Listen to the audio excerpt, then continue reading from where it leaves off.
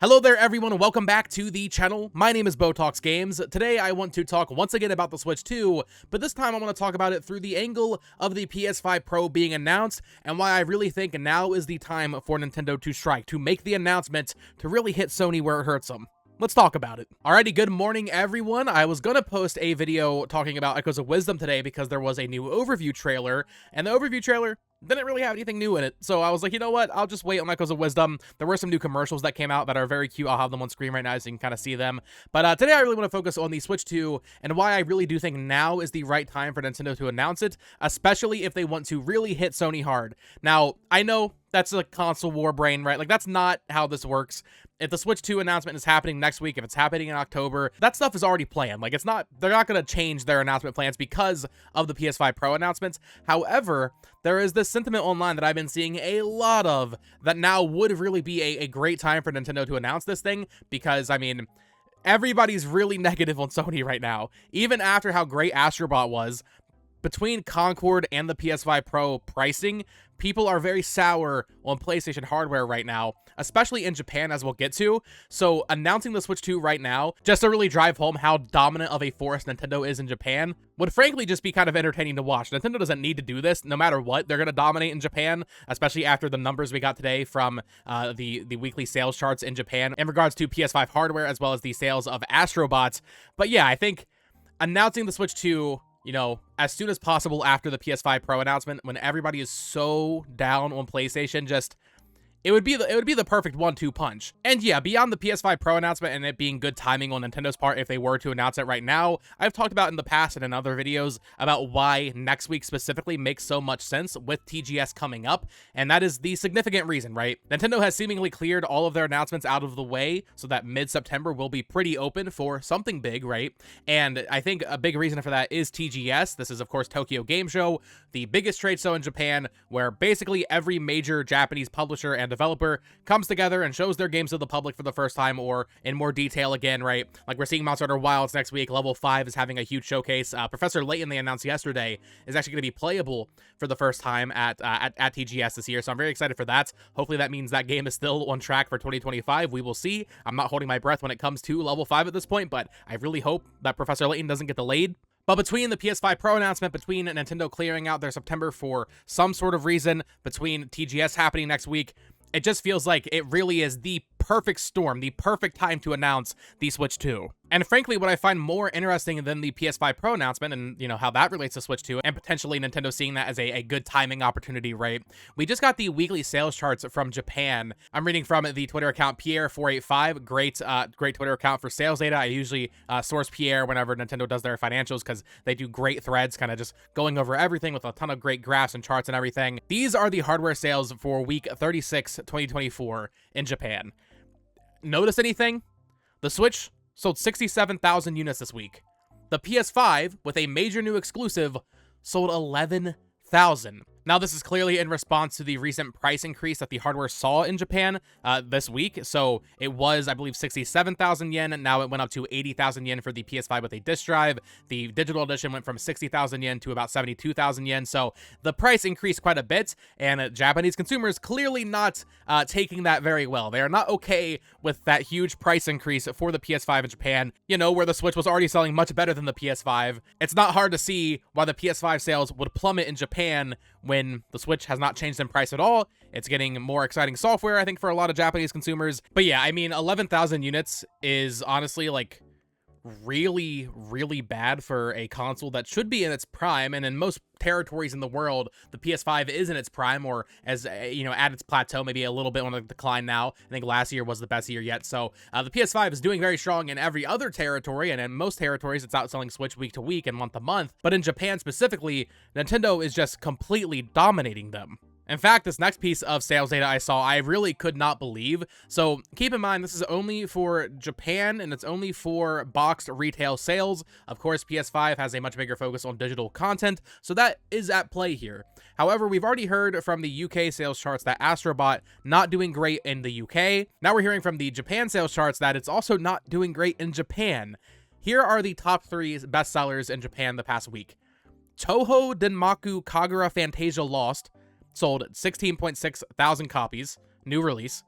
Number 2 was Astrobot at 12.6k copies, and then number 3 was the Ace Attorney Investigations Collection at 10.5k copies. I love Astrobot. It honestly really hurts to see the sales coming in very soft like this. That's not good. There's really no way to slice it as a good thing that Astrobot only sold 12,000 copies in Japan opening week.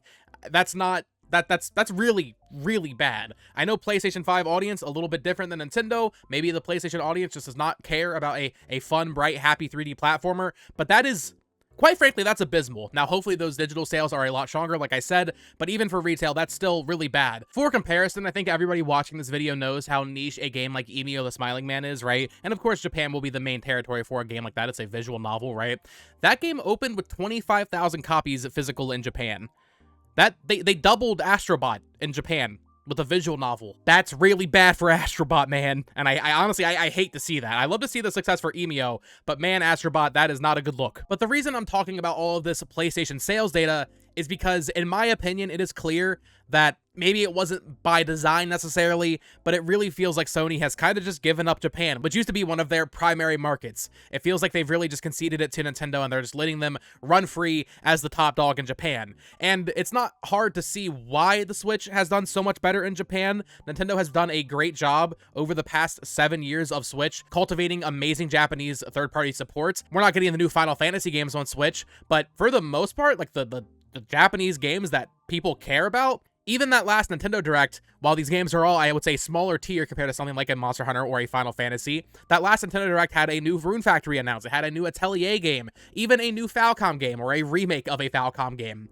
Falcom is a very prominent Japanese developer that used to completely avoid Nintendo entirely just a generation ago. The Wii U and 3DS had no Falcom games. I don't think the DS had anything except for maybe like East 1 and 2 Remake or something like that. So Falcom is fully on board with Nintendo at this point, despite having a way longer history with PlayStation.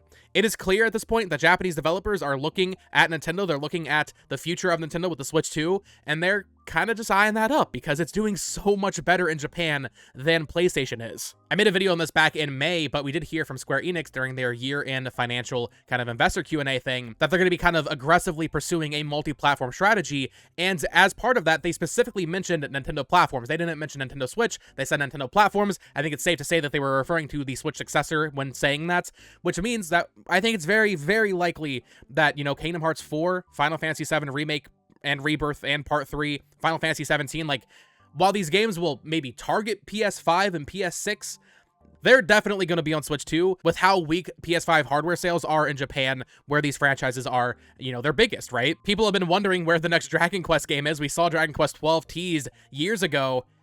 I think there's a reason we haven't seen it. I think they're saving it because they want to show it as a Switch 2 game. It is going to sell best on Switch 2. Dragon Quest, not that popular in the West. Final Fantasy and Kingdom Hearts, yeah, those games have a much bigger audience in America and in Europe and all that, right? But Dragon Quest, uniquely a Japanese franchise that really is prominent in Japan, while I would love for Dragon Quest to get bigger in America, right?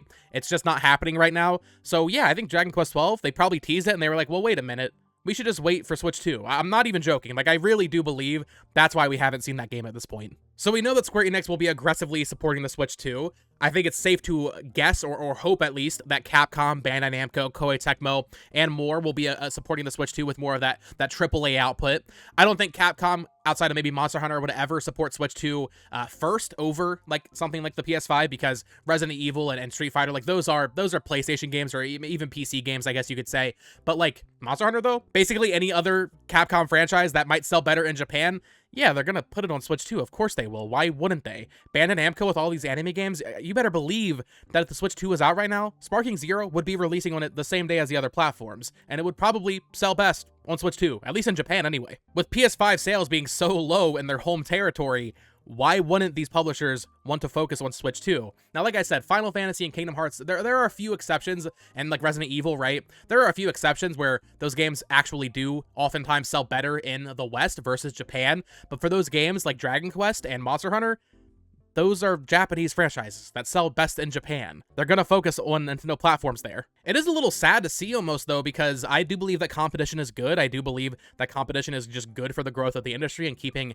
everything fair as possible for consumers. The only way I could see Sony really regaining any ground in Japan is if they somehow manage to release a handheld before the Switch 2. There are rumors of a Sony handheld coming after the PS Portal did seemingly kind of well, right? I think there were rumors that Sony would be releasing or maybe working on a dedicated handheld that maybe would be around PS4 power, maybe would play PS4 games, and that would make a lot of sense, especially with Switch 2, especially with a lot of these bigger Japanese third parties likely supporting Switch 2. It'd be pretty easy to get a PS4 version running or some sort of handheld optimized version on a PlayStation handheld. I think there's also rumors of an Xbox handheld, so like, that would honestly make sense for them. It would probably do them pretty good in Japan, even though Switch 2 will likely remain dominant. That would at least help them gain some more footing, which would then give Nintendo some more competition, which would be a good thing, because when there's no competition, I mean, we see Sony coming out with a $700 PS5 Pro, right? That's what happens when there's not a direct competitor to your hardware. And hey, this is all assuming the Switch 2 comes out the gate and does very well, but with how well the Switch has done and is continuing to do even this late into its life cycle, I think it's safe to say that not even just most Japanese developers, but just most developers in general are going to want to be supporting the Switch 2 day one, and if that happens, unless the Switch 2 is extremely overpriced, which, I mean, I guess that could happen. I don't really think it will. I think it will be around that $400, $450 price range.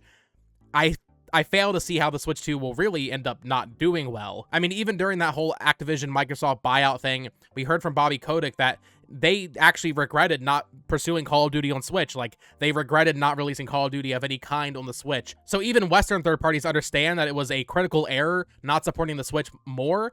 So I imagine most publishers will rectify that with the Switch 2. But yes, back to the title of the video, back to the main points. That is why I believe now is the right time for Nintendo to strike. There's several reasons, right? They've cleared out their schedule. The PS5 Pro announcement went very wrong, I think, for Sony in terms of the price point anyway. People are very unhappy.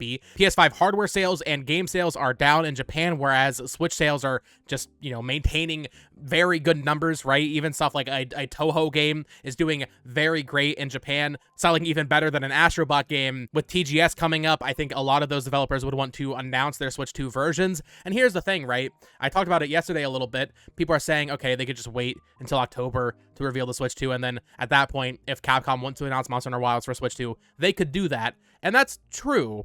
However, Nintendo is unique in that they are very capable of sitting on announcements and sitting on games, right? Like, that's not normal for most companies. I'm sure, just to give another example, because I've used Monster Hunter Wilds a lot over the past week, but just to give another example, I'm sure if Koei Tecmo is releasing Dynasty Warriors Origins on Switch 2, it would benefit them greatly to announce that sooner than later. Like, I'm sure they would love for Nintendo to have already announced the Switch 2 so that they could say, like, okay, Dynasty Warriors Origins, actually, we're, like, mostly targeting Switch 2 with this. Like, this is a Switch 2 game. Maybe not entirely likely because that was in a state of play, but, like, just as an example, these developers and publishers, it's not as easy for them to just sit on announcements and news and games like Nintendo does. Nintendo is in a very unique position, which is why, once again, announcing before TGS just makes so much sense. But yeah, that is going to do it for today's video, for today's Nintendo Switch 2 rambling video. I think tomorrow I'll take a break from the Switch 2 unless some rumors come out or unless something happens, right? But you guys have been really enjoying these. I really do appreciate the support. My videos have been doing better than ever, honestly, really, in terms of just like these like speculation discussion videos. So I really do appreciate that support. I did post a video over on my other channel at It's Amiibo talking about some cheap Switch games that you can add to your collection. So if you are a Switch collector and you're interested in some cheap recommendations, go check out that video. I'll have it linked down below. And of course, you can also follow me on Twitter at BoTalksGames. And yeah, subscribe here for more Nintendo Switch 2 rambling pretty much each and every day as we get closer to the inevitable announcement of this thing. I did say this yesterday. I am expecting it to be announced next Thursday or next week at some point, right? I'm not gonna, be that upset if it doesn't happen. Like, I'm not getting myself up to that point of like, oh, I'm gonna be yelling at Nintendo if it doesn't happen. Like, they can announce it whenever they want, but I do feel like there's just a lot of smoke and a lot of reason to think that next week is the week. But that is gonna do it for today's video. Thank you so much for watching, and until next time, folks, peace.